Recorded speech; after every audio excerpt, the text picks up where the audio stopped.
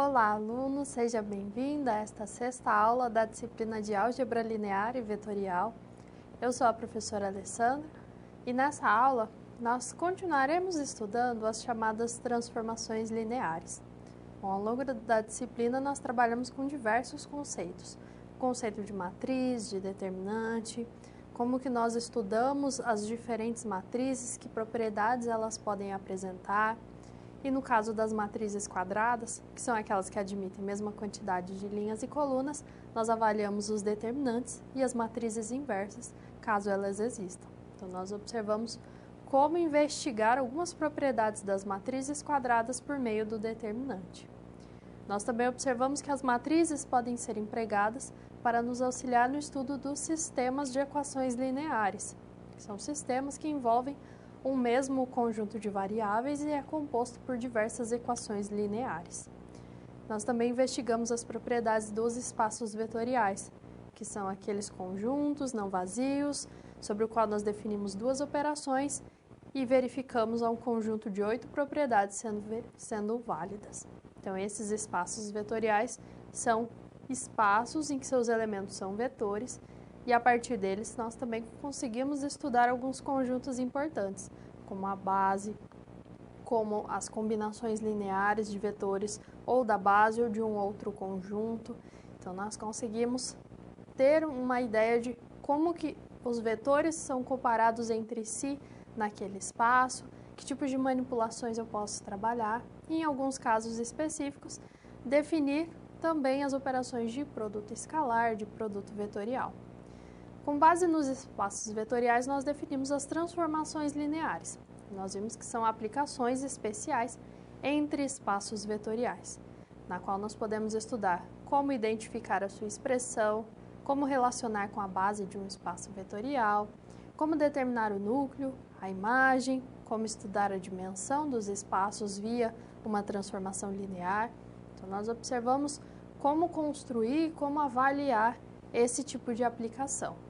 Ainda a respeito das transformações, nessa aula nós vamos investigar algumas representações particulares que nós podemos adotar para certas transformações lineares e nós vamos estudar conjuntos de escalares e vetores específicos associados a um tipo de transformação linear, que são os autovalores e os autovetores. Então, vamos acompanhar no quadro quais são os temas dessa aula.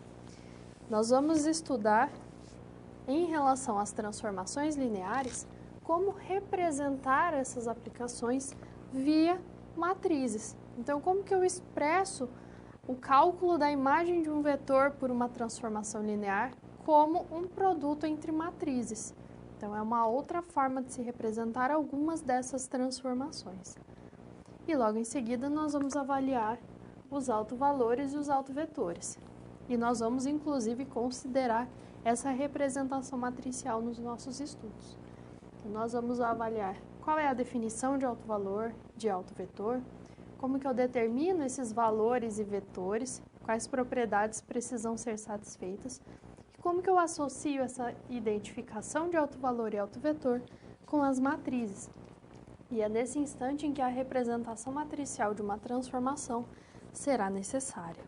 Então, os nossos estudos tomarão como base os seguintes questionamentos: o que são autovalores, o que são autovetores e como nós podemos associar matrizes a transformações lineares. Então, antes de pensar em cada um desses questionamentos, vamos retomar o que seria uma transformação linear.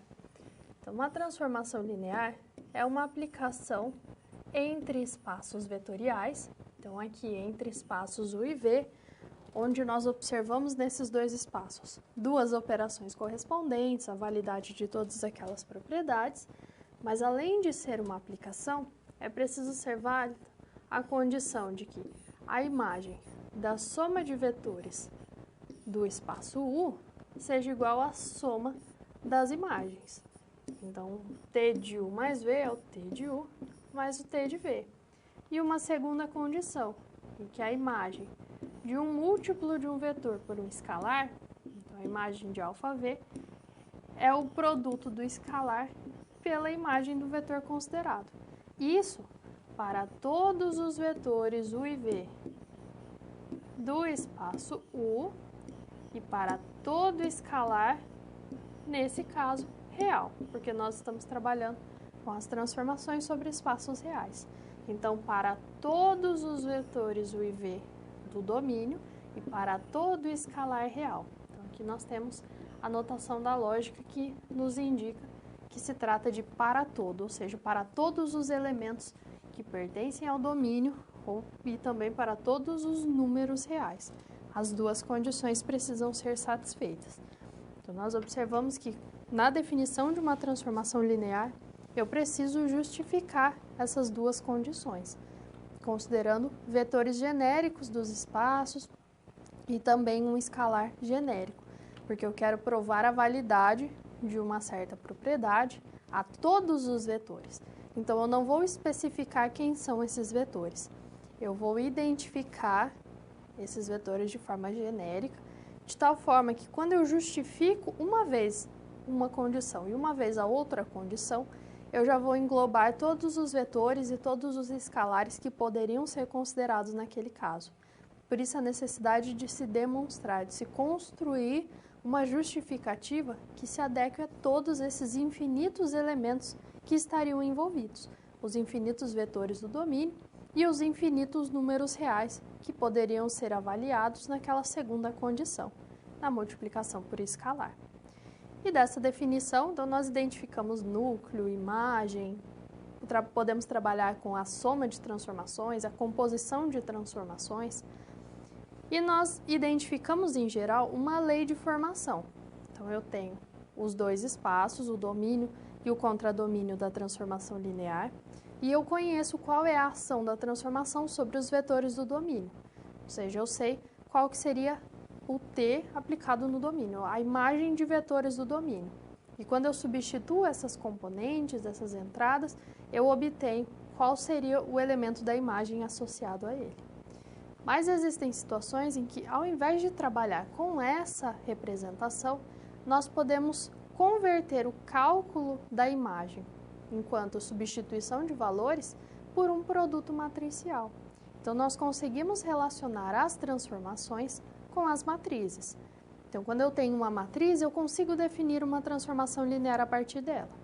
E se eu tenho uma transformação, atendendo algumas características, eu consigo construir uma matriz que represente essa ação da transformação sobre o vetor como um produto matricial. Então, nós vamos investigar esses dois casos. Vamos ao quadro e nós vamos iniciar com uma matriz. Então, nós vamos partir da matriz e construir uma transformação linear. Nós vamos tomar a matriz A, M por N, com entradas reais. A partir de qualquer matriz nessa forma, nós conseguimos construir uma transformação linear, uma TA, de Rn em Rm, onde a imagem TA sobre um vetor V do domínio é o produto da matriz A pelo vetor, considerando todos na forma matricial. Então, tanto a imagem quanto o vetor do domínio, eles serão considerados como sendo vetores coluna. Então, o objetivo é, a partir da matriz A, construir uma transformação, considerando que a imagem de um vetor é o produto da matriz A pelo vetor. Então, nós vamos avaliar em agora formato matricial. Então, a imagem em formato matricial e também o vetor do domínio no seu formato matricial. Os dois vetores na forma de colunas. Bom, eu sei que a matriz A, ela tem tamanho M por N. Para que eu possa multiplicar essa matriz pelo vetor V, ele precisa ter N linhas. E por ser um vetor coluna, ele é N por 1. Porque eu preciso ter que o número de colunas de A seja igual ao número de linhas do vetor.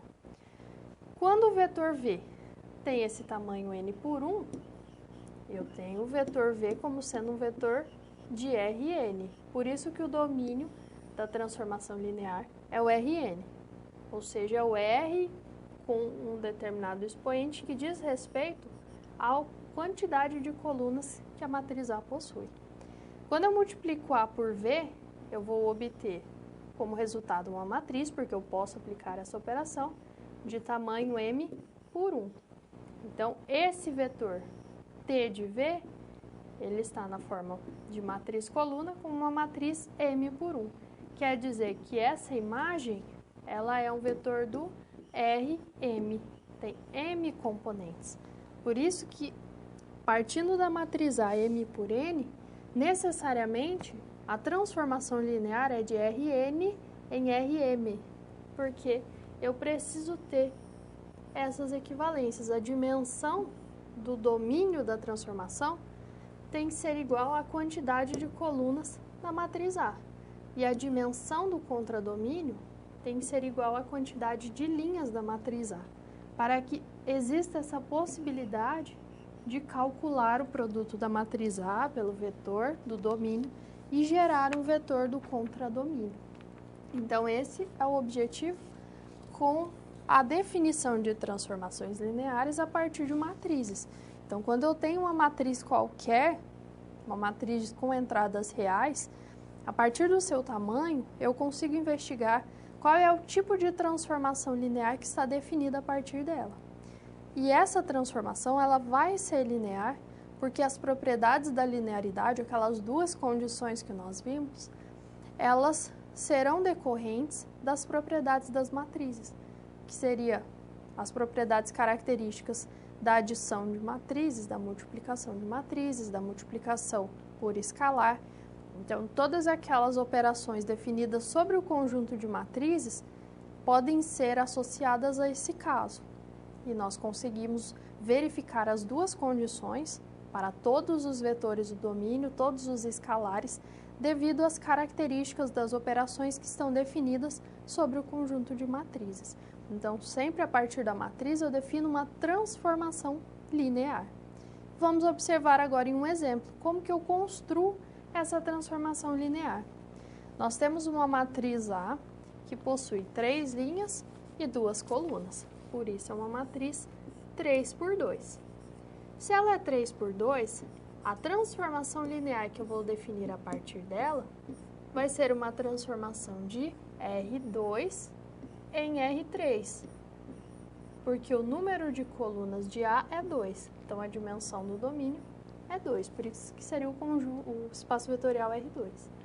O número de linhas é 3, então o contradomínio é o R3. E essa transformação ela vai ser linear e vai ser definida como a transformação T aplicado num vetor V do R2 é o produto de A por V, onde esse vetor V ele vai ser dado na forma de matriz coluna, gerando a imagem também na forma de matriz coluna. Eu quero construir aquela lei de formação que nós estamos já acostumados no estudo das transformações lineares. Então, eu quero saber qual é a imagem por essa transformação de um vetor V qualquer do R2. Se ele é um vetor de R2, ele tem duas componentes. Então, eu vou identificar as suas duas componentes por x e y. Eu quero identificar a imagem. A imagem no seu formato matricial é o produto da matriz A pelo vetor V, também na forma de vetor coluna. Vou aplicar a operação de multiplicação de matrizes. Então, eu multiplico a primeira linha de A pelo vetor V, elementos correspondentes, isso gera 1 vezes x mais 2 vezes y. A segunda linha vezes o vetor, então menos 2 vezes x mais 3 vezes y. E a última linha de A pelo vetor, 0x mais 4y. Quando nós multiplicamos essas duas matrizes, nós obtivemos uma matriz que tem tamanho 3 por 1. É uma matriz coluna. E é essa matriz coluna que vai caracterizar as imagens dos vetores. Então, a transformação linear A, T de A, aplicada no vetor xy, vai gerar um vetor com 3 componentes. A primeira componente é x mais 2y, a segunda componente menos 2x mais 3y e a terceira componente 4y.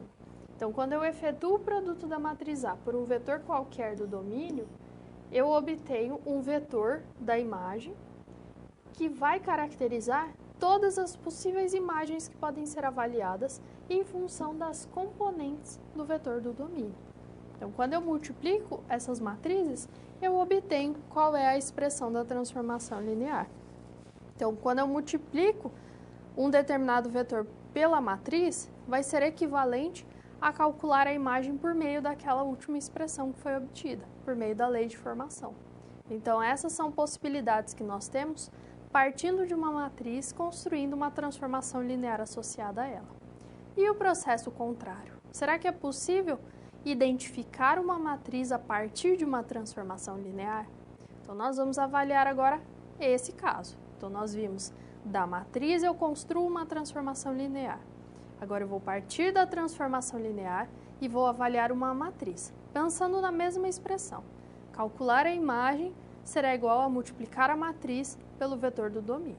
Nós vamos acompanhar em um exemplo como identificar essa matriz. Então, podemos expressar uma transformação linear como um produto de matrizes.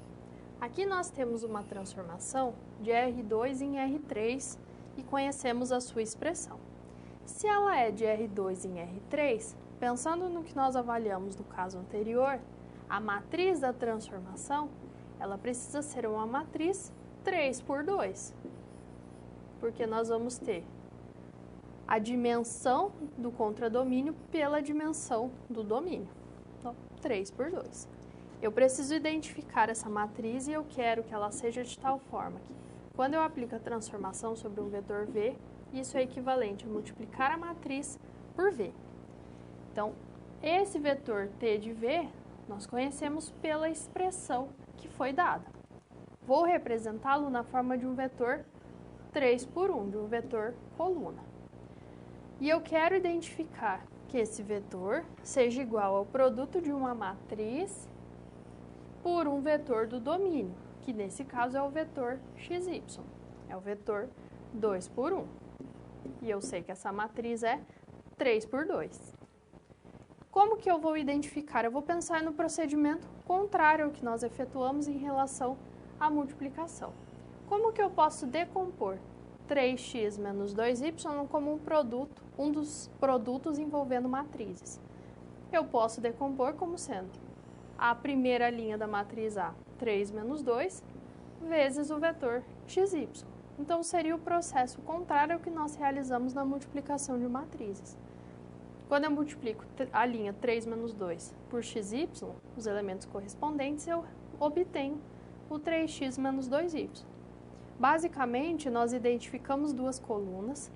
Na primeira, nós incluímos qual é o coeficiente de x na primeira componente do vetor e na segunda coluna, o coeficiente de y na primeira componente. Efetuando dessa mesma forma nos demais, eu tenho o segundo componente como 4x mais y. Na matriz A, eu vou ter os coeficientes 4 e 1, de x e y respectivamente. Na terceira, eu tenho x, e o x eu posso expressar como 1x mais 0y.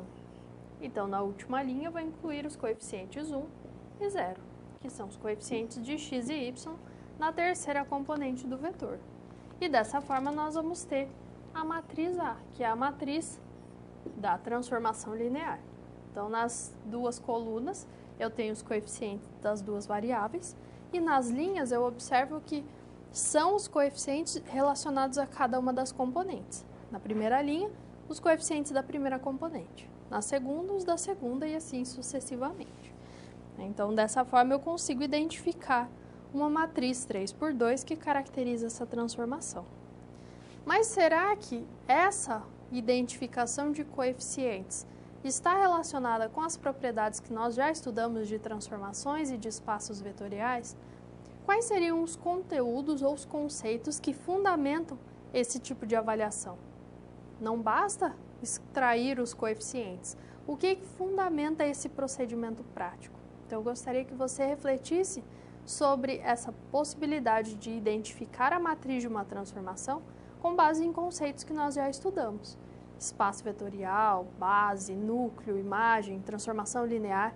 Então, como que eu caracterizo agora esse tipo de avaliação? Como que eu fundamento teoricamente esse processo de extração de coeficientes e construção da matriz? Então, reflita a respeito dessa questão e logo em seguida retornaremos.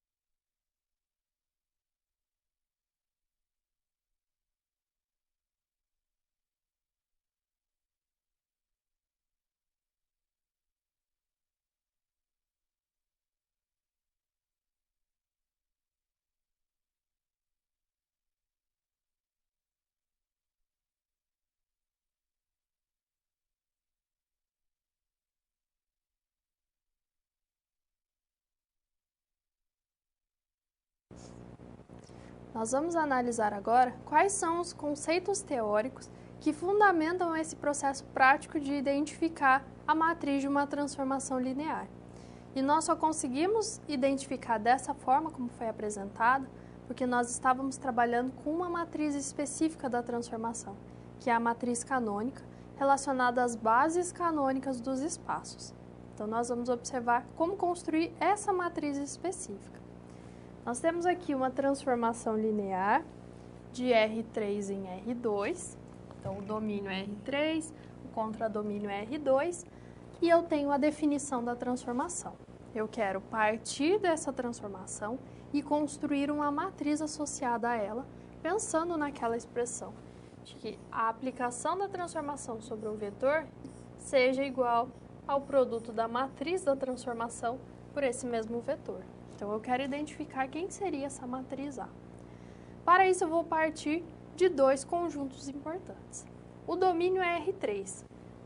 Eu vou considerar o conjunto A como sendo a base canônica do R3, que é aquele conjunto gerador linearmente independente do espaço R3, que são os vetores que geram o espaço cartesiano, como nós verificamos em espaços vetoriais.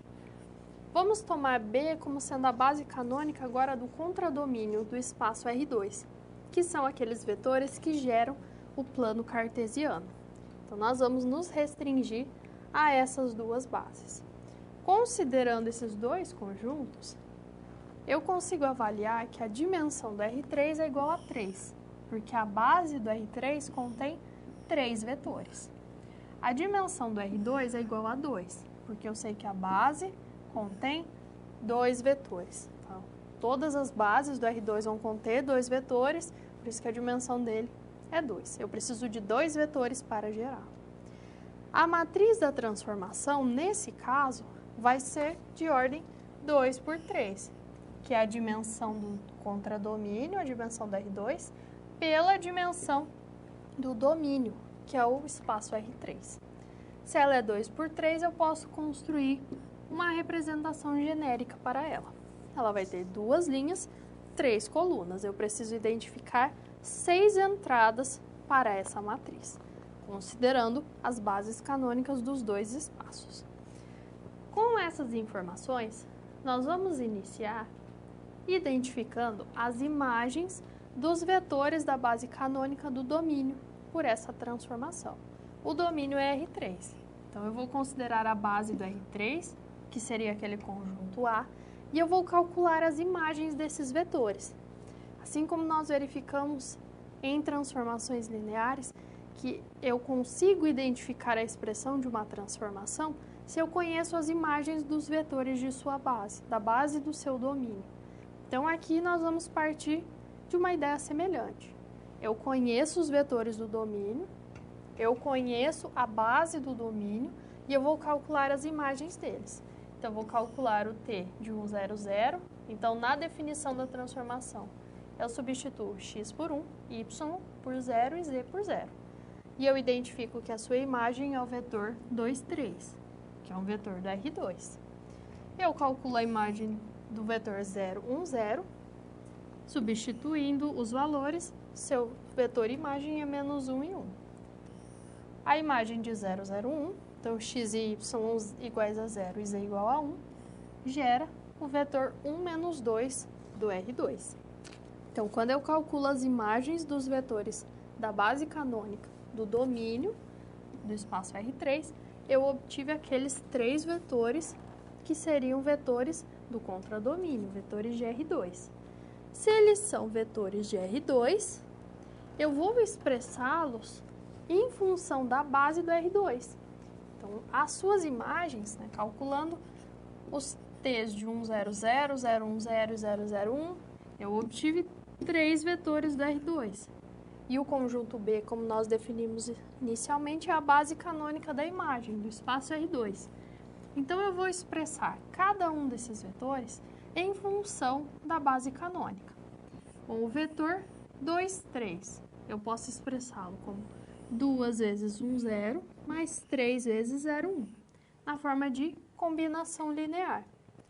O vetor menos 1, 1, eu posso expressá-lo como menos 1 vezes 1, 0, mais 1 vezes 0, 1. Quando eu efetuo os produtos e somo todos esses vetores, eu retorno a esse vetor inicial. Para 1 menos 2, 1 vezes 1, 0, mais menos 2 vezes 0, 1. Qual é a característica da base canônica? As próprias componentes dos vetores são os coeficientes da combinação linear. Então, os números 2 e 3 do primeiro vetor, por exemplo, são os próprios coeficientes da combinação. Mas lembrando que essa combinação precisa ser avaliada em uma ordem nesse caso, porque a matriz vai possuir uma ordem específica. Então, eu vou organizar sempre a combinação linear como coeficiente de 1, 0, mais coeficiente vezes 0, 1. Então, sempre nessa ordem para os 3 vetores.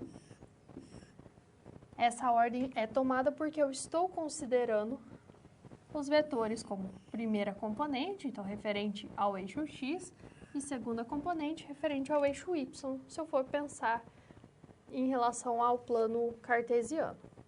A ordem em que eu tomo os vetores da base do domínio também é importante, porque eu estou expressando esses vetores na forma x, y, z. Então, o x está associado à primeira componente, o y à segunda e o z em relação à terceira. Então, eu preciso manter essa ordem, tanto nos vetores da base canônica do domínio, quanto do contradomínio. E como que eu construo agora a matriz da transformação? Cada um desses vetores gerou 2 coeficientes.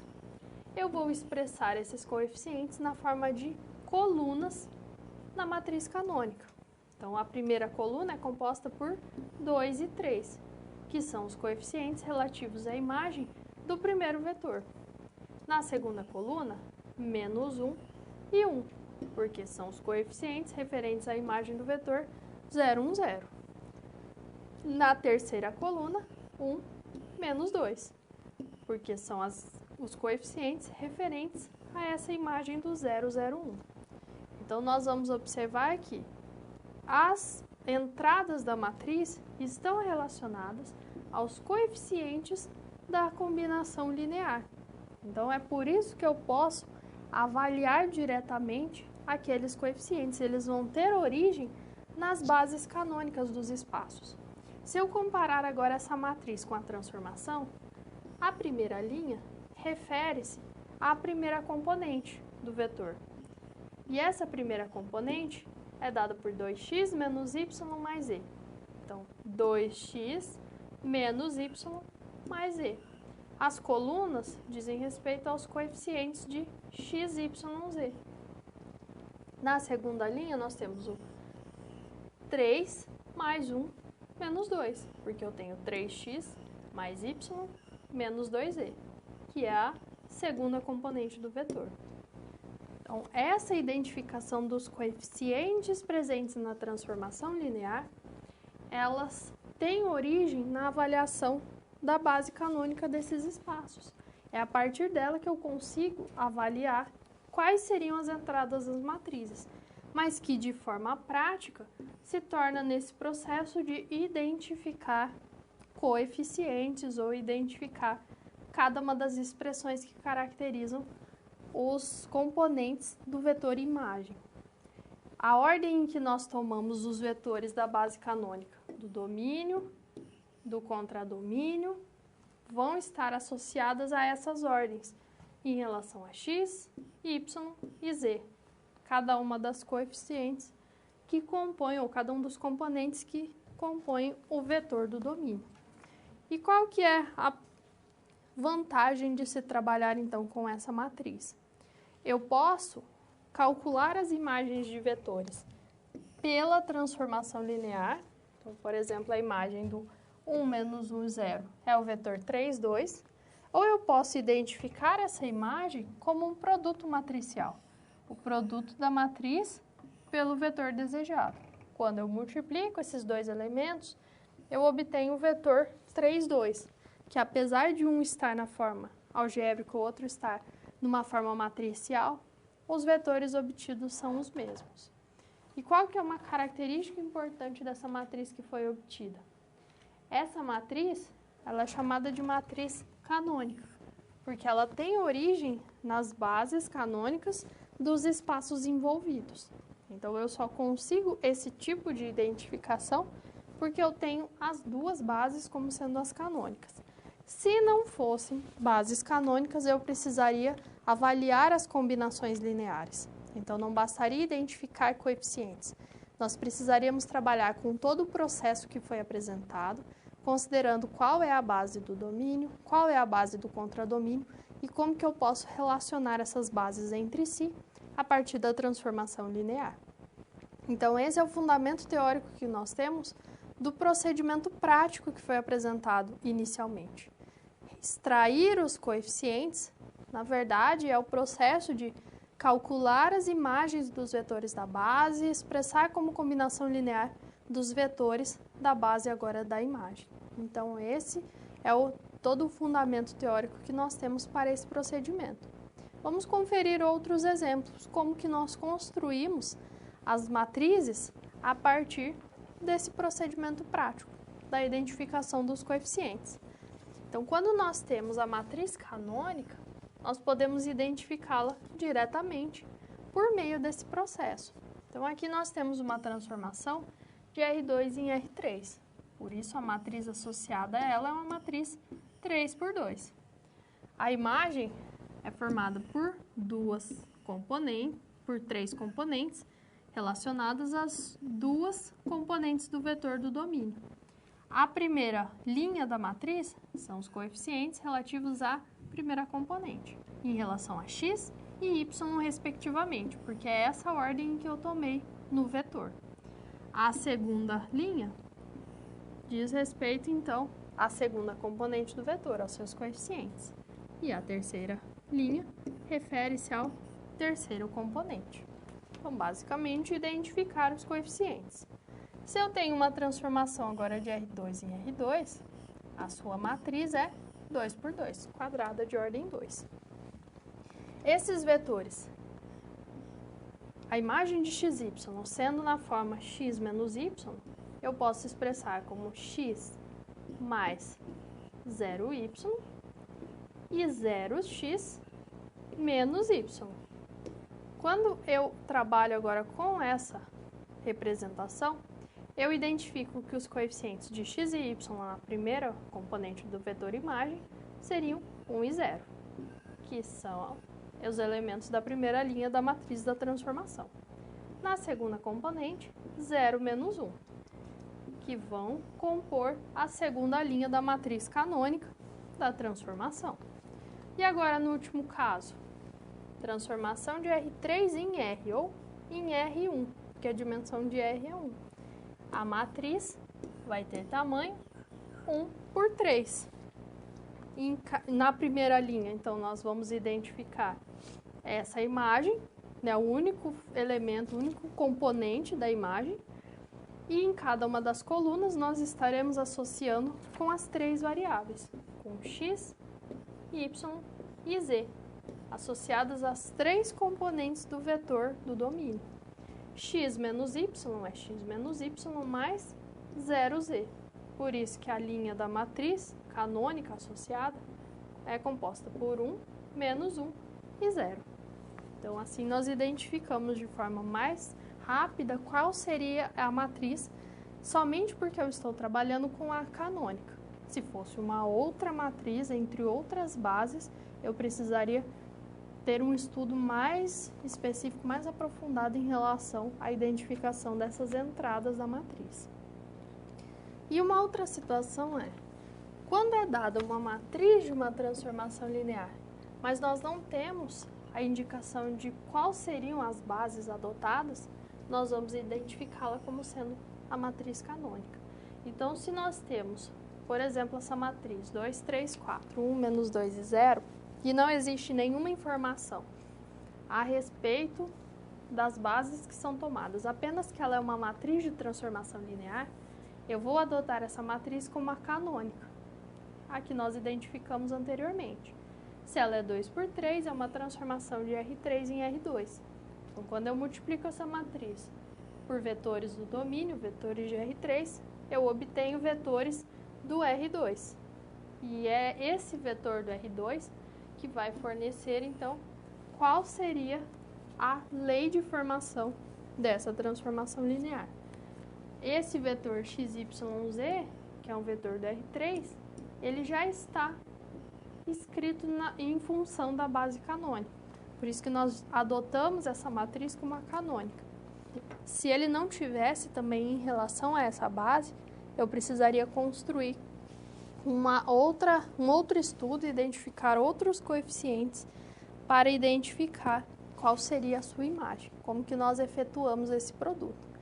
Então, esse é um estudo que pode ser realizado, né, se eu tenho uma transformação linear, converter a aplicação da transformação em um vetor em um produto matricial, em um produto de matriz por um vetor na forma de vetor coluna.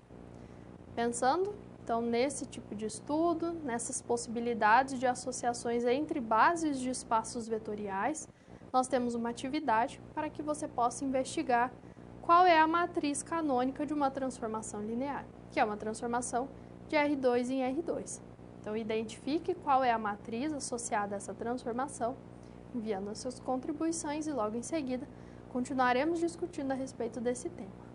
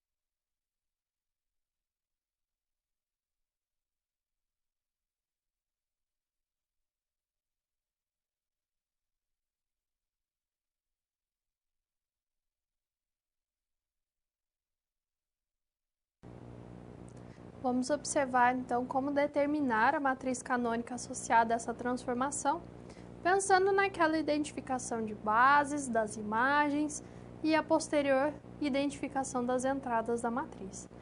Então, nós temos uma matriz com entradas reais associadas a essa transformação. Ela é uma transformação de R2 em R2. Por isso que a sua matriz vai ser uma matriz quadrada, vai ser uma matriz de ordem 2. Então, já conhecendo essa ordem da matriz, nós conseguimos avaliar como construir cada um desses elementos, cada uma das entradas. Então, se o espaço R2 no domínio, no contradomínio da transformação, eu posso tomar uma única base tanto para o domínio quanto contradomínio, porque eles correspondem ao mesmo espaço. Então, eu tomo essa base canônica do R2, que vai ser válida no domínio e no contradomínio. A dimensão do R2 sendo 2, gera uma matriz canônica de ordem 2, ou de tamanho 2 por 2. Na primeira coluna da matriz canônica, eu vou expressar a imagem do primeiro vetor da base, que é o vetor 1, 0. A imagem de 1, 0 pela t é o vetor 1 menos 1. Os próprios componentes do vetor são os coeficientes da combinação linear em relação à base canônica. Por isso que eu vou inserir estes elementos na primeira e segunda entradas da primeira coluna. O mesmo para a imagem de 0, 1. A primeira componente é menos 3, a segunda é 4. As componentes, agora os coeficientes da combinação linear são essas componentes. Por isso que menos 3 e 4 vão compor a segunda coluna dessa matriz canônica. Então, 1 menos 3 menos 1 e 4 corresponde à matriz canônica da transformação que foi apresentada. Essa transformação, ela é de R2 em R2 e ela é linear. Por isso, ela recebe aquela nomenclatura especial de operador linear. Então, é uma transformação linear, então satisfaz a todas as condições de ser transformação. E, além disso, ela vai ser uma transformação envolvendo um mesmo espaço vetorial, tanto na descrição do domínio quanto do contradomínio. E agora, para esses operadores lineares, nós vamos buscar a identificação de alguns vetores e constantes específicas, que são os autovalores e autovetores. O nosso objetivo é partir de uma transformação linear entre o espaço vetorial V e o próprio V, então ela é um operador linear, e eu quero observar se existem vetores V nesse espaço V, tais que a imagem de V seja igual a lambda vezes V, onde lambda é um número real e esse vetor V ele é não nulo. O que isso significa? Eu quero identificar vetores não nulos V, tais que as imagens desses vetores são múltiplos do próprio vetor. Então, eu substituo esse cálculo da T de V pelo produto matricial ou pela substituição das entradas por um produto por escalar, multiplicando cada componente por escalar. Então, esses vetores V são vetores não nulos cujas imagens são múltiplos desses vetores. Esses escalares lambda, que são números reais, quando esse tipo de condição é satisfeita, ele é chamado de autovalor, valor próprio ou valor característico do operador linear T. Enquanto que o vetor V é chamado de autovetor, ou vetor próprio, ou vetor característico associado à transformação e associado ao lambda. Então, os escalares lambda são os autovalores e os vetores V são autovetores associados a lambda. Então, sempre na identificação de um autovetor, eu preciso ter um autovalor associado a ele, porque seria o coeficiente ou a constante que multiplica esse vetor na imagem. E os autovetores só serão de fato autovetores se eles forem não nulos. Porque se nós formos observar a transformação linear aplicada sobre o vetor nulo, sendo ela linear, ela sempre vai resultar no próprio vetor nulo. Então, essa é uma condição que é satisfeita para todas as transformações lineares. Se elas são lineares, essa condição tem que ser satisfeita. Mas agora nós queremos outros vetores além desse. Nós queremos vetores não nulos que também satisfaçam a esse tipo de relação.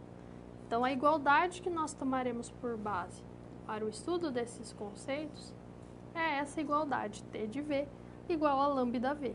É a partir dela que nós vamos explorar a existência ou não dos autovalores e dos autovetores. Então, esse escalar lambda pode ser 1, pode ser 0, pode ser menos meio, ele pode assumir qualquer valor real. Inclusive, nós podemos ter autovalores nulos, mas os autovetores serão sempre autovetores não nulos. Vamos verificar em alguns exemplos como identificar esses autovalores, como que eu posso explorar esse tipo de relação. Aqui nós temos uma transformação de R2 em R2, que leva os vetores xy em 2 vezes xy, ou ainda, se eu distribuir esse produto, 2x, 2y. Nesse caso, quando nós tomamos qualquer vetor xy de R2, em que x e y são não nulos, ou não simultaneamente nulos, então pelo menos um deles vai ter que ser diferente de zero, eu sei que a imagem desse vetor, pela definição, é 2 vezes o vetor. Então, o t aplicado em um vetor v na forma xy vai ser igual a 2 vezes v, sendo esse vetor v não nulo. Isso quer dizer que o número 2 ele é um autovalor dessa transformação. E qualquer vetor xy não nulo vai ser um autovetor associado ao autovalor 2. Então, os autovalores, eles têm uma característica mais independente em comparação com os autovetores. Sempre o autovetor está associado a algum autovalor. Os autovalores podem ser estudados mais de forma independente. Nesse caso, se nós tomamos um vetor v menos 2, 1, por exemplo, ele é um vetor não nulo. Quando eu calculo a imagem de v, isso vai ser igual a multiplicar v por 2. Então, a sua imagem vai ser menos 4, 2, porque eu multiplico cada uma das entradas por 2. Então, ao invés de se trabalhar com todo um procedimento de multiplicação de matrizes ou da aplicação da transformação, eu sei que a imagem desse vetor é o dobro dele. É um vetor que tem um tamanho, um comprimento 2 vezes maior, mantém a mesma direção, o mesmo sentido. Então, basta eu multiplicar cada uma das componentes por 2. Uma outra situação. Agora é uma transformação de R2 em R2, que leva vetores xy nas suas imagens x menos y. Dessa transformação, eu vou tomar alguns vetores específicos. Então, eu tenho vetores na forma 0y, em que y vai ser diferente de 0. Então, eu vou assumir esses vetores. Quando eu calculo t de 0y, eu sei que a imagem é levada em 0 menos y. 0 vezes qualquer número resulta no próprio zero. Então, o vetor 0 menos y, eu posso expressá-lo como menos 1 vezes o vetor 0y, que foi o vetor tomado inicialmente. Isso quer dizer que, quando eu tomo um vetor na forma 0y no R2, com y diferente de 0, ele vai ser um autovetor da transformação associado ao autovalor lambda igual a menos 1. Porque a imagem do vetor, a imagem desse vetor v, 0y, vai ser menos 1 vezes o vetor v. Então, essa é uma propriedade de autovetor e de autovalor. Quando eu tomo o vetor 0, 1, ele é um vetor na forma 0y. Então, ele é um autovetor associado ao lambda menos 1. Então, quando eu multiplico menos 1 pelo vetor v, eu vou obter o vetor 0 menos 1. Porque eu sei que a imagem de v é dado como lambda vezes v. Lambda é menos 1 e o vetor v é o vetor 0, 1. Uma outra característica importante desses autovalores e autovetores é que nos autovetores, como nós observamos nesses dois exemplos, eu identifico uma característica que define esses vetores. Quando eu tenho a possibilidade de identificar autovetores associados a um autovalor, em geral nós nos deparamos com uma quantidade infinita de autovetores. Então, ao invés de buscar exemplos de autovetores, nós vamos buscar qual característica esses vetores devem satisfazer. Nesse último exemplo, nós vimos que os autovetores são na forma 0y, ou seja, são aqueles vetores do R2 em que a primeira componente é sempre nula. Então, nós identificamos uma expressão que caracteriza um autovetor. Então, qualquer vetor do R2 que seja daquela forma, que satisfaça aquela condição, ele vai ser um autovetor. Então, eu construo um conjunto de vetores que satisfaz a relação de autovalor e autovetor. Mas existem situações em que nós não conseguimos identificar nem o autovalor, nem o autovetor, como nós vamos identificar no próximo exemplo. Vamos ao quadro. Neste outro exemplo, nós vamos observar que não existe nenhum autovetor, nenhum autovalor. É uma transformação de R2 em R2 que leva os vetores XY nas suas imagens menos YX. Se eu quero autovalor e vetor, eu preciso encontrar os vetores V, em que T de V é lambda V, onde lambda é um número real. Nesse caso, eu não consigo nenhum vetor diferente de zero que seja levado em um múltiplo de si mesmo. Por isso que essa transformação não tem autovalores nem autovetores. Nós não conseguimos identificar vetores V do R2, nem lambda real que satisfaça essa condição. Pode ser que se nós considerássemos um outro tipo de espaço, como um espaço envolvendo vetores complexos, com entradas complexas, eu teria os autovalores e os autovetores.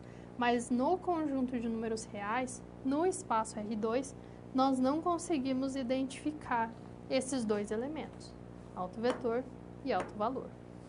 Então, essa é uma situação em que não é possível encontrar esses dois elementos, ou autovetor ou autovalor.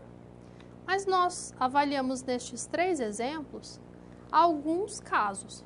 Nós observávamos a característica da transformação e nós extraíamos algumas informações.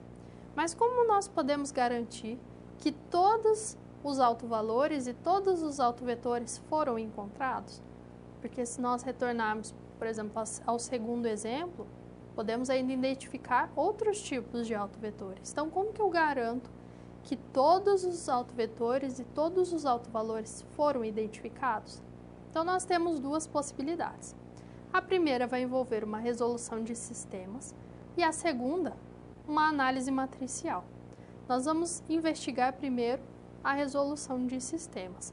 Como eu posso associar esse cálculo de autovalores, a identificação de autovetores, à resolução de um sistema linear? Qual vai ser a base do nosso estudo?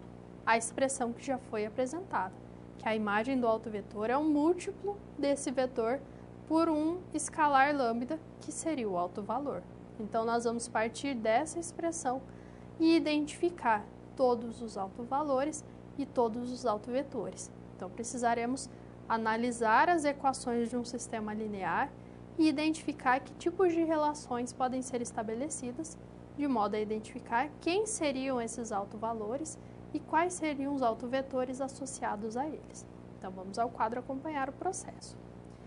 Nós vamos investigar os autovalores, os autovetores associados a essa transformação linear de R2 em R2, que leva os vetores XY em 2x mais 2y e y. Ressaltando um fato importante, é uma transformação linear de R2 em R2, ou seja, ela é um operador linear. Por isso que eu posso estudar esses elementos. Por que que precisa ser um operador linear? Eu quero identificar um vetor V tal que T de V seja lambda V. Esse vetor V sobre o qual nós calculamos a imagem, ele é um vetor do domínio. Quando eu calculo T de V, eu tenho um vetor da imagem. E observe que o vetor da imagem depende do vetor V.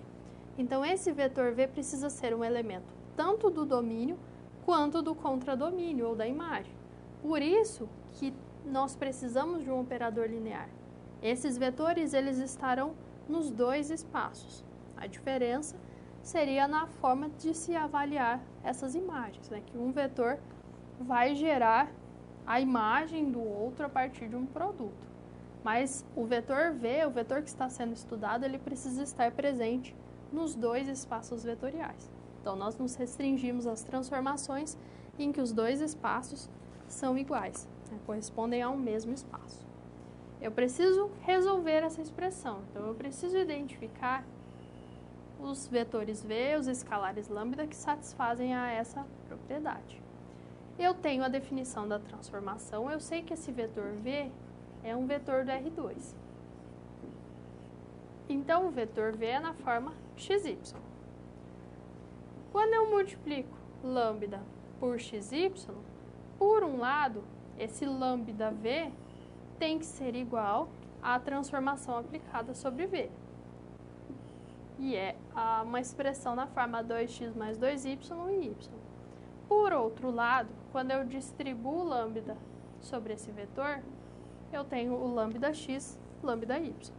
Então, por um lado, o produto de lambda por V é a imagem de V, e por outro, seria esse vetor obtido pela multiplicação por escalar. O vetor inicial tem que ser igual a esse vetor final. Por isso que as componentes correspondentes têm que ser iguais. 2x mais 2y tem que ser lambda x e y tem que ser lambda y. Quais são as incógnitas nesse sistema? X e y, porque são as componentes do vetor V, e lambda. Então, eu tenho um sistema com duas equações e três incógnitas, x, y e lambda. Nós vamos avaliar as soluções desse sistema. Se nós tomamos a segunda equação, ela depende de y e de lambda. Então, y igual a lambda y, eu posso expressá-lo como y menos lambda y igual a zero. Lembrando que y e lambda são números reais, y é uma componente, lambda é um escalar. Colocando y em evidência, eu vou ter o produto. Y vezes 1 menos lambda é igual a zero. Produto de dois números reais sendo zero, ou y assume o valor zero, ou 1 menos lambda assume o valor zero. Então, se 1 menos lambda for zero, eu tenho que lambda será igual a 1. Então, ou y é igual a zero, é uma situação, ou 1 menos lambda é zero, ou seja, lambda é igual a 1. Então, nós extraímos essas duas possibilidades. Vamos analisar cada uma delas separadamente. Quando eu assumo lambda igual a 1, na primeira equação, eu vou obter a expressão 2x mais 2y igual a x, ou x mais 2y igual a zero. Dessa expressão, eu posso ter y em função de x, ou x em função de y. Então, quando eu tomo lambda igual a 1, o sistema ele vai ter infinitas soluções, vai ter infinitos valores de x e y, mas esses valores devem satisfazer a x mais 2y igual a zero. Então, quando eu tomo lambda igual a y, ou lambda igual a 1, que é o alto valor, todos os autovetores serão na forma xy, que são os vetores V, em que x mais 2y deve ser zero. Se eu substituo x agora por uma expressão em função de y, ou y por uma função em expressão de x, eu tenho essas duas possibilidades. Dizer que V é um vetor x menos meio de x, onde x é não nulo, ou que V é menos 2y, y com y não nulo. Então, eu substituí uma dessas expressões no vetor xy. O primeiro eu mantive a primeira e substituí o y, no segundo eu mantive o y e substituí o x. Então, quando lambda é igual a 1, eu consigo um conjunto de vetores que satisfazem aquela expressão, que satisfazem ao sistema. Por isso que todos os autovetores associados ao lambda igual a 1 são dessa forma, ou dessa forma. Então, nós temos as duas possibilidades. Mas nós vimos que o y pode ser 0.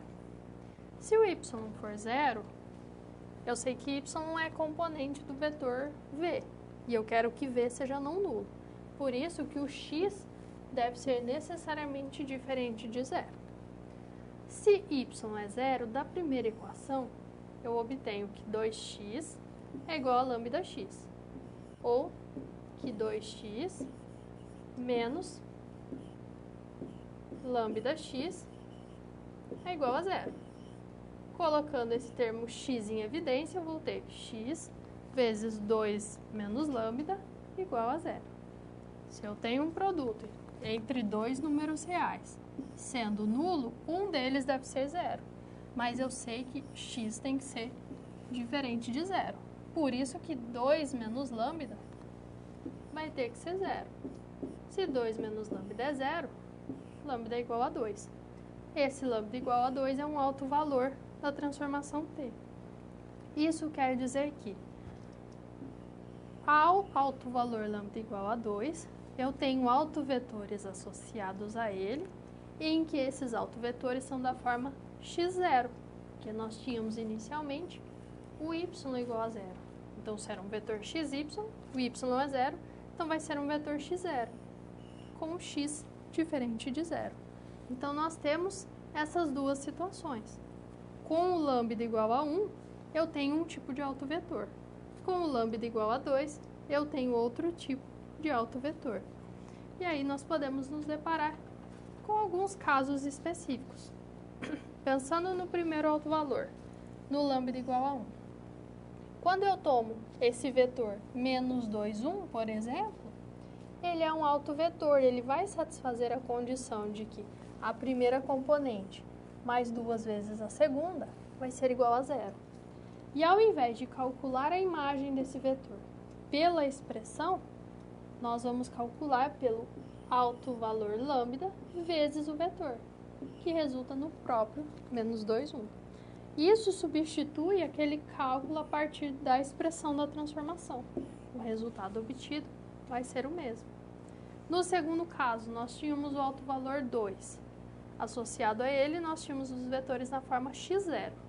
Um exemplo é o vetor 1, 0. Se eu sei que ele é autovetor associado ao lambda igual a 2, eu sei que a sua imagem é dado por 2 vezes o próprio vetor, que é o vetor 2, 0. E esse cálculo substitui toda a avaliação a partir da definição da transformação linear. Então, esse fato nós podemos estudar com base agora nos autovetores, nos autovalores. Eu determino imagens sem a necessidade de recorrer à transformação linear. Então, eu não preciso avaliar a transformação linear, a sua definição. Eu sei que nesses casos, os vetores têm as suas imagens como sendo múltiplos deles próprios por um escalar. E esse escalar é o valor lambda, que seria o alto valor. Então, essa é uma possibilidade que nós temos. Mas nós podemos também estudar esses autovalores, esses autovetores de uma outra forma.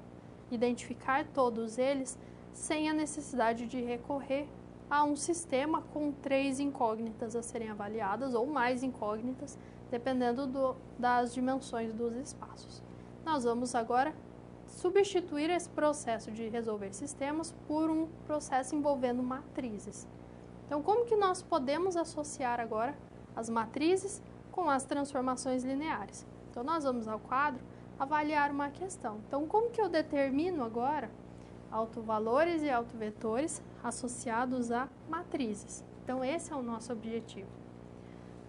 Nesse caso, nós vamos adotar a representação matricial das transformações lineares. Nós vimos que qualquer transformação entre os espaços Rm e Rn podem ser representadas por uma matriz. Mas nós estamos avaliando apenas aquelas que são operadores lineares. Então, são transformações entre o mesmo espaço. Por exemplo, uma transformação linear de R2 em R2. Eu sei que a matriz associada a ela, a matriz canônica, é 2 por 2. Então, uma característica importante é que, no caso do alto valor e do alto vetor, eu sempre vou lidar com operadores lineares. Por isso que eu sempre vou estudar matrizes quadradas. Então, sempre as matrizes avaliadas são quadradas. Se elas são quadradas, eu posso trabalhar com o cálculo de determinantes, a determinação de inversos. Nós temos algumas vantagens em se lidar com esse tipo de matriz. Então, quando eu tenho uma transformação operador linear, eu consigo identificar a sua matriz canônica por meio da avaliação dos coeficientes, como nós já vimos. E agora eu vou substituir essa avaliação do alto valor e do alto vetor da transformação pelo estudo da matriz. E como nós vamos realizar esse processo? Eu sei que uma transformação aplicada sobre um vetor V, desses operadores que nós estamos estudando, entre espaços Rn, eu posso expressá-lo como um produto matricial.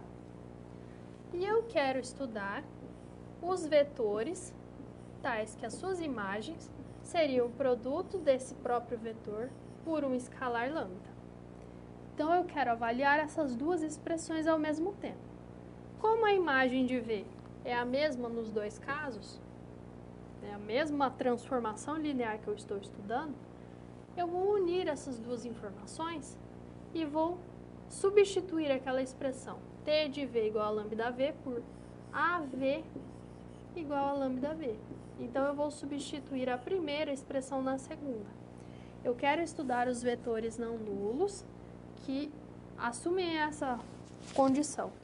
Quando eu multiplico uma matriz pelo vetor, a matriz canônica da transformação pelo vetor, isso pode ser substituído por multiplicar o vetor pela constante lambda, pelo alto valor.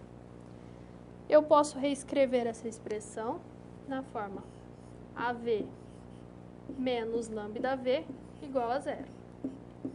Só que eu tenho a matriz lambda escalar, eu vou converter todas essas expressões agora em uma expressão matricial. Mas primeiro eu vou substituir esse lambda por uma matriz conveniente. Então, a matriz A vezes V menos lambda V tem que ser igual a zero. Ao invés de multiplicar o vetor V pela constante lambda, eu vou multiplicar o vetor V pela matriz escalar associada a lambda, que é aquela matriz lambda I, onde todos os elementos fora da diagonal principal são nulos e na diagonal principal nós só temos lambda. Então, multiplicar um vetor por uma constante lambda é equivalente a multiplicar o vetor pela matriz escalar associada a lambda. Por isso que eu posso fazer essa substituição. Os dois resultados eles serão iguais, se eu considerar todos na notação matricial. Então, eu tenho AV menos lambda IV igual a zero. V está presente nos dois produtos. Eu posso trabalhar com a propriedade distributiva nas matrizes, considerando que essa expressão vai ser como A menos lambda I vezes o vetor V igual a zero. Então, eu tenho uma matriz A, uma matriz lambda I, eu calculo a diferença que eu tenho uma matriz que vai ser quadrada do mesmo tamanho de A.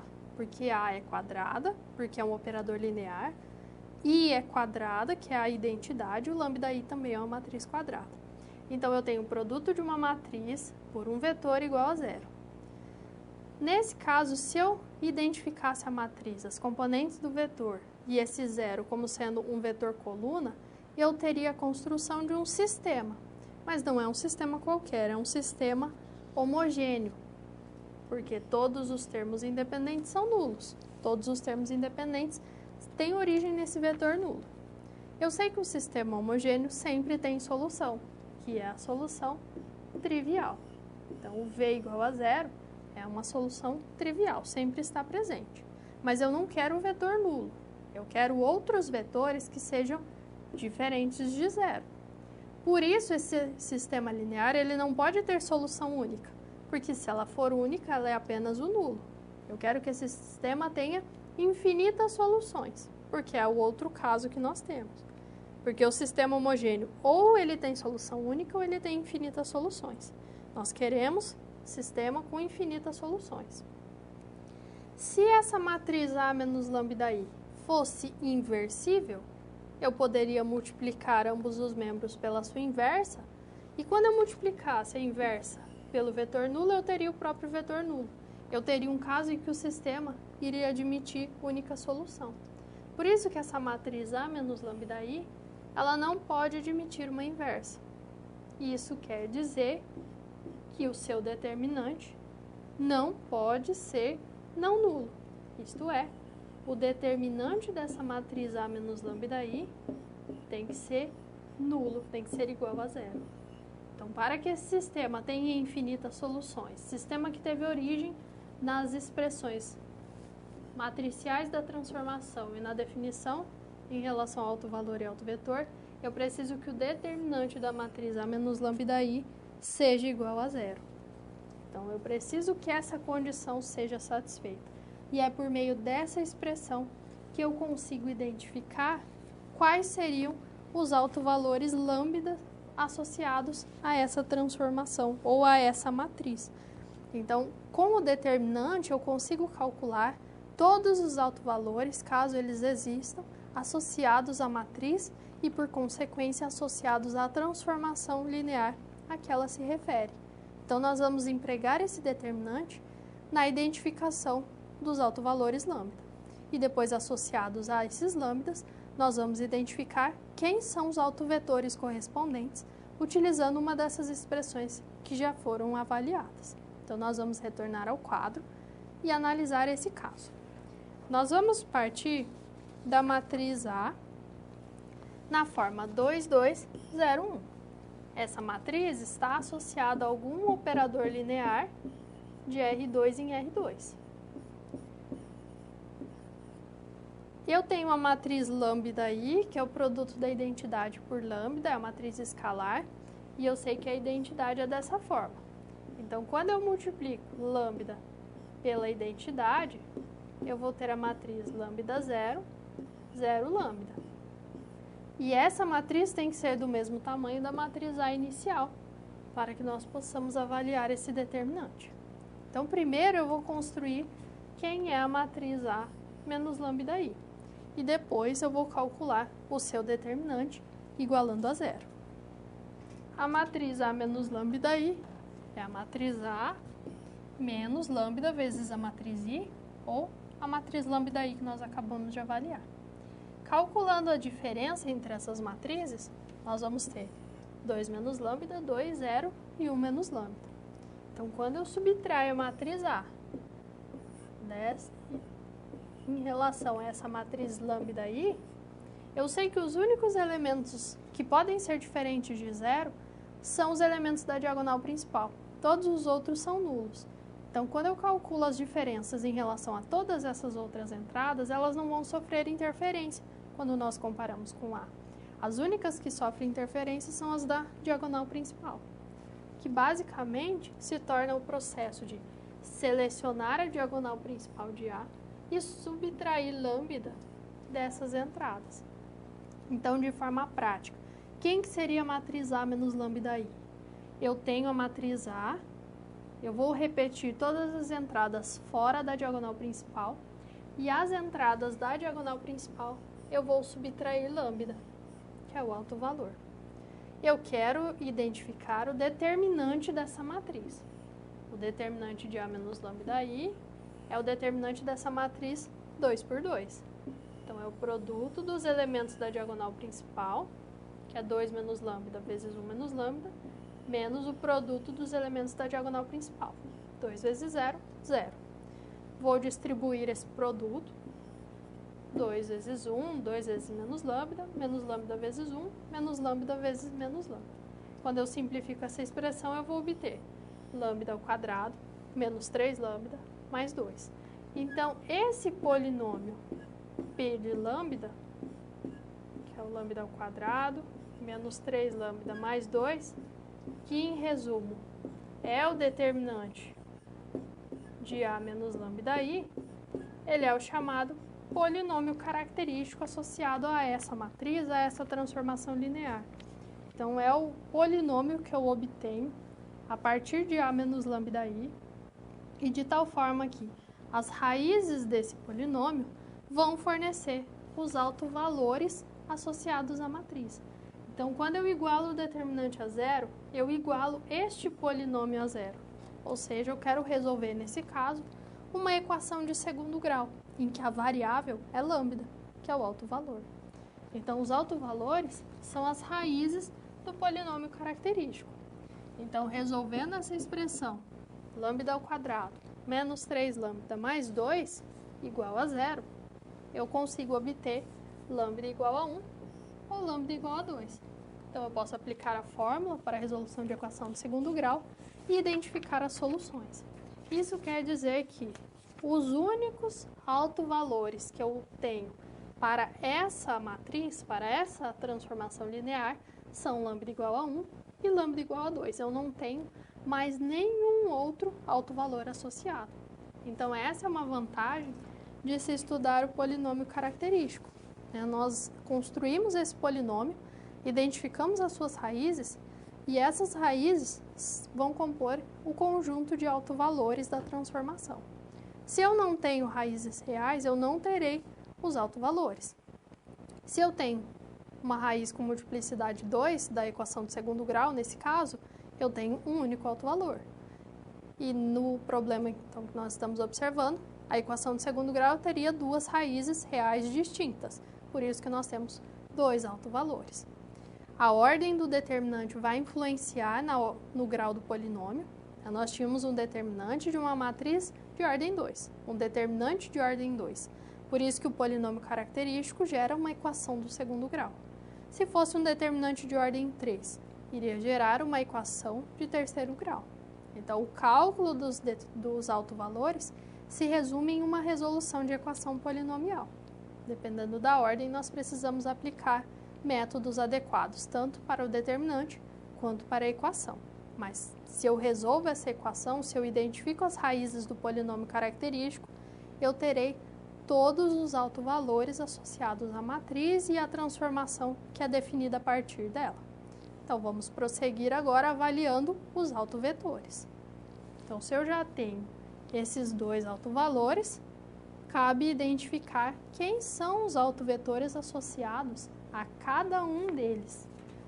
Então, os autovetores são esses vetores na forma xy, tais que o AV é igual a lambda V, como nós supomos inicialmente.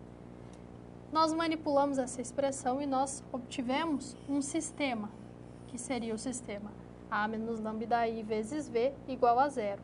É esse sistema que nós vamos resolver para cada valor de lambda e que vai nos fornecer quais são os autovetores correspondentes. Então, esse é o nosso objetivo agora. Se eu tenho os autovalores, eu vou retornar a esse sistema, vou resolvê-lo e vou identificar para cada lambda quais são os autovetores. Então, eu preciso fixar quem é o valor de lambda, nesse caso, resolver o sistema. Depois, eu fixo o outro valor e resolvo um outro sistema. Então, aqui nós temos o lambda igual a 1. Para o lambda igual a 1, eu tenho a matriz A menos lambda I. Então, A menos 1 vezes I, que é a matriz A menos a identidade, resultando na matriz 1, 2, 0, 0. A menos lambda I vezes o vetor do espaço tem que ser 0. Lembrando que esse vetor é de R2. Então, é um vetor na forma XY. Então, eu vou tomar a matriz A menos lambda I, vou multiplicar pelo vetor V, pelo vetor XY, e vou igualar a 0. Quem que é esse 0? É o vetor nulo, também do espaço R2. Por isso que é o vetor 0, 0. Quando eu multiplico a matriz pelo vetor I igual a 0, eu vou obter essa equação. X mais 2y igual a 0. Então, esse sistema se resume em uma equação linear. Eu vou ter infinitos valores de x e de y que satisfazem a essa expressão. Por isso que os autovetores associados ao lambda igual a 1 são todos os vetores x e y não nulos que satisfazem a essa expressão. E nós podemos expressar os vetores dependendo de y ou de x. Então, eu considero uma única variável para gerar as duas componentes. Se eu expresso x em função de y, então o x vai ser dado como menos 2y. Então, se eu tenho o vetor xy e eu substituo x por menos 2y, eu vou ter o vetor menos 2y, y. E eu preciso ter y diferente de zero, porque os autovetores são necessariamente não nulos. Então, os autovetores associados ao lambda igual a 1 são dessa forma. Menos 2y, y, com y diferente de zero. Qual que é a outra possibilidade? Eu expressar y em função de x e substituir a componente y no vetor. E assim nós temos essa segunda expressão. Então, podemos adotar uma das duas representações para todos os autovetores associados ao lambda igual a 1. Então, eu resolvi o sistema quando o alto-valor é igual a 1. Agora, eu vou resolver o sistema quando o alto-valor é igual a 2. Então, eu começo novamente esse processo. Eu vou identificar a matriz A menos lambda I. Lambda é igual a 2. Então, A menos 2I. Tenho a matriz A menos duas vezes a matriz identidade. Então, eu multiplico cada entrada da identidade por 2, calculo a diferença e obtenho a matriz 0, 2, 0, menos 1. Quando eu multiplico essa matriz A menos 2I pelo vetor V igual a 0, eu tenho A menos 2I vezes o vetor VXY igual a 0, que é o vetor nulo 0, 0. Quando eu multiplico essas matrizes, eu construo duas expressões. 2y igual a 0 e menos y igual a 0, que tem origem na primeira e segunda linha da matriz A menos 2i. Em resumo, eu tenho que y precisa ser igual a 0. Então, se 2y é 0, menos y é 0, em síntese eu tenho que ter y igual a 0. Então, essa é a solução do sistema que eu obtive. Eu não tenho nenhuma informação a respeito de x, quer dizer que x pode ser qualquer número real. Por isso que os autovetores associados a esse autovalor lambda igual a 2 são vetores xy em que y é 0, ou seja, são os vetores x0, sendo o x uma constante diferente de 0, porque os autovetores são não nulos. Então, essa é uma situação que nós podemos ter, em que uma matriz ou um operador admite dois autovalores, por isso que existem dois conjuntos de autovetores diferentes, um associado ao primeiro autovalor e o outro associado ao outro autovalor. Então, sempre nós retornamos na expressão do sistema, nós vamos analisar toda essa expressão, resolver esse problema, esse sistema, para aquele autovalor. Depois eu fixo um outro e resolvo. Então, esses autovetores, eles são independentes quando eu tomo os autovalores diferentes. Eu preciso especificar a qual autovalor cada um desses autovetores se refere. Existem situações em que nós podemos ter mais ou menos autovalores, inclusive não ter nenhum tipo de autovalor. Nós vamos conferir um outro exemplo, vamos resolver uma atividade que envolve agora a determinação de polinômio característico, autovalor e autovetores associados a uma matriz. Essa matriz ela é quadrada de ordem 2, então eu posso definir a partir dela uma transformação de R2 em R2. Por isso que os autovetores serão todos vetores do R2. Então, eu quero identificar quem são esses autovetores associados a eles, quais são os autovalores e como eu construo o polinômio característico para definir, para identificar esses autovalores. Então, eu tenho uma matriz, qual que é o primeiro passo? Identificar o polinômio característico. O polinômio característico está associado ao cálculo do determinante da matriz A menos lambda I. Então, se essa é a matriz A, quem seria a matriz A menos lambda I? eu vou tomar a matriz A e vou subtrair dos elementos da diagonal principal lambda. Então, vou ter 10 menos lambda, 4 menos 9 e menos 2 menos lambda. Então, dos elementos da diagonal principal, eu subtraio lambda. Vou calcular o determinante dessa matriz, do A menos lambda I. Determinante de matriz de ordem 2. Vou multiplicar os elementos da diagonal principal e subtrair do produto dos elementos da diagonal secundária. E eu quero que esse determinante seja zero, porque eu quero as raízes do polinômio característico. Efetuando os produtos, as simplificações, eu sei que o polinômio característico, o P de lambda, a variável nesse caso é o lambda, é o alto valor, ele assume a forma lambda ao quadrado menos 8 lambda mais 16. Quando eu igualo a zero, eu posso identificar as suas raízes. As raízes, nesse caso, raiz da equação de segundo grau é lambda igual a 4. Eu tenho uma raiz com multiplicidade 2. Então, eu só tenho um alto valor. A esse alto valor, eu vou determinar os autovetores. Vou resolver o sistema. A menos o lambda I vezes V igual a zero. E o lambda, eu sei que é 4. Então, eu vou substituir 4. Vou calcular a matriz A menos 4I. Obtive a matriz. Vou multiplicar essa matriz pelo vetor do R2 e igualar ao vetor nulo do R2. Quando eu efetuo esse produto, eu obtenho um sistema para x e y. E eu observo o seguinte, quando eu tomo a primeira equação do sistema, eu divido todos os coeficientes por 3, eu vou obter essa expressão. 2x menos 3y igual a zero. Quando eu tomo a segunda equação, divido todos os coeficientes por 2, eu vou obter exatamente a mesma expressão. Então, em resumo, esse sistema fornece essa relação. 2x menos 3y igual a zero. As duas equações nos apresentam essa relação. Isso quer dizer que esse sistema tem infinitas soluções e essas infinitas soluções vão fornecer os autovetores. Então, os autovetores, nesse caso, são todos os vetores não nulos x e y, em que 2x menos 3y tem que ser igual a zero.